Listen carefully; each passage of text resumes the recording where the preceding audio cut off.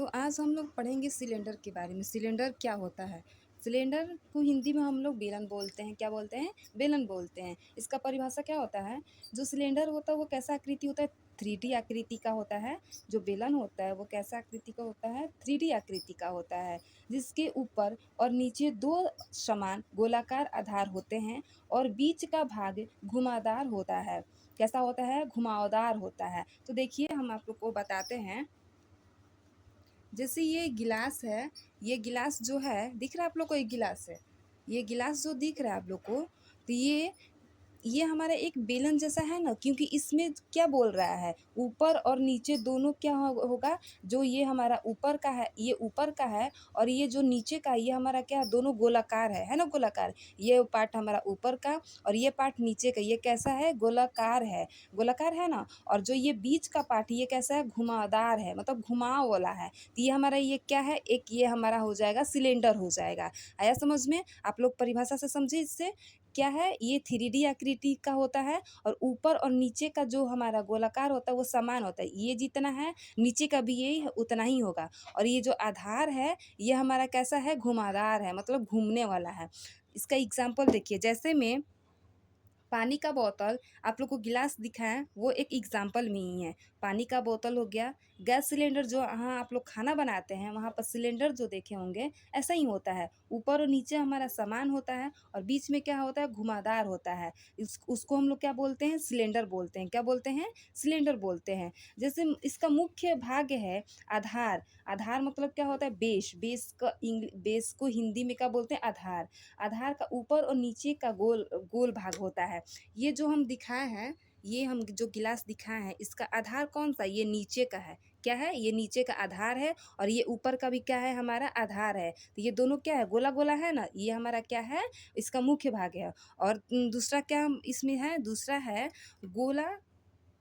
गोल आधार के केंद्र से किनारे तक की दूरी। जैसे में ये हमको आप लोग को फिगर बताया है, ये एक हमारा बेलन का फिगर है। जैसे गिलास आप लोग को दिखा है वैसा ही है ना, ये ऊपर का है, ये नीचे का है, दोनों क्या हमारा समान है। और ये क्या है? हमारा घुमावदार है, मतलब घूमने वाला है ना। तो ये हमारा क्या है? सिलेंडर। क्या बोल रहा है इसमें?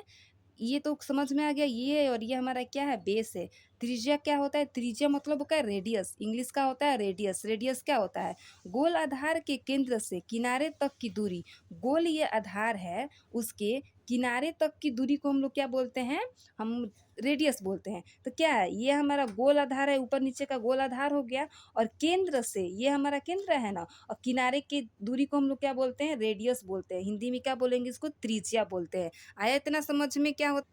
तो आगे हम चलते हैं, बेलन का आयतन क्या होता है? बेलन का आयतन मतलब वॉल्यूम क्या होता है? तो बेलन के द्वारा घेरा गया स्थान ही बेलन का आयतन कहलाता है। बेलन के द्वारा घेरा गया स्थान ही बेलन का आयतन कहलाता है। इसका बेलन का आयतन क्या होता है? पाई आर स्क्वायर एच। क्या होता है? पाई are square H.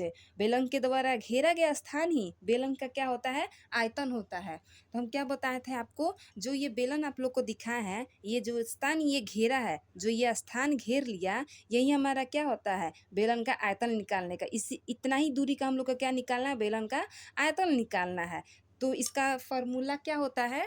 Pi are square H होता है। पाई मतलब क्या होता है? 22/7। और आर क्या हमारा? रेडियस है। आर क्या है हमारा? रेडियस है, मतलब त्रिज्या है। क्या है? त्रिज्या है। और एच का मतलब क्या होता है? हाइट। एच का मतलब क्या होता है? ऊंचाई। ठीक है। अब आते हैं बेलन का वक्र पृष्ठीय क्षेत्रफल। वक्र पृष्ठीय क्षेत्रफल मतलब होता है कर्व सरफेस एरिया। सिलेंडर का कर्व सरफेस एरिया क्या होता है? 2πr/h।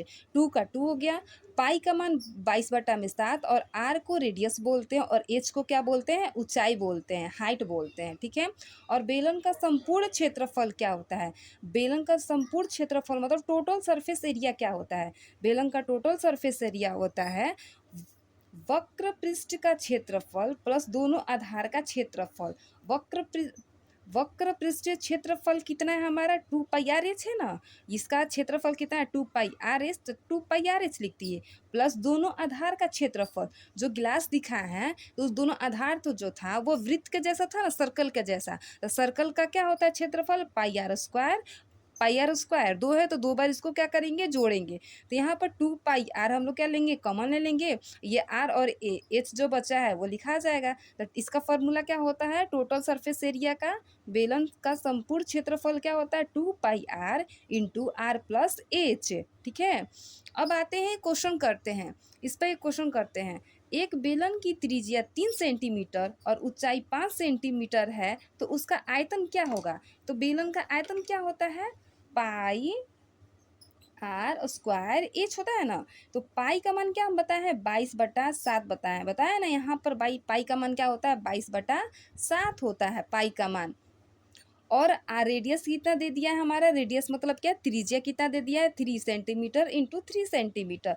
2 बार है ना, स्क्वायर है तो क्या करेंगे, 2 बार लिखेंगे। और क्या दिया है, हाइट कितना दे दिया है हमारा, 5 सेंटीमीटर। 5 सेंटीमीटर दिया है तो इसको क्या करेंगे हम लोग, इसको अब हम लोग क्या करेंगे, गुना करेंगे। गुना करने के बाद कितना आया है वो हम लोग लिखेंगे। ठीक है, तो गुना करने पर क्या करेंगे, इसको इसको इसको इसको क्या करेंगे, गुना करेंगे। गुना करके फिर जो वो आएगा वो 7 से क्या कर देंगे, डिवाइड। तो इसको गुना करने के बाद कितना आया है, 990/7 आया है। तो 990 को 7 ले डिवाइड करेंगे तो कितना आएगा, 141.4 सेंटीमीटर क्यूब आंसर आएगा। समझ में आया इतना। अगर आया होगा तो आप लोग कमेंट बॉक्स में लिखिए मुझे समझ में आया, और सब्सक्राइब कीजिए मेरे चैनल को और शेयर कीजिए। Thank you so much.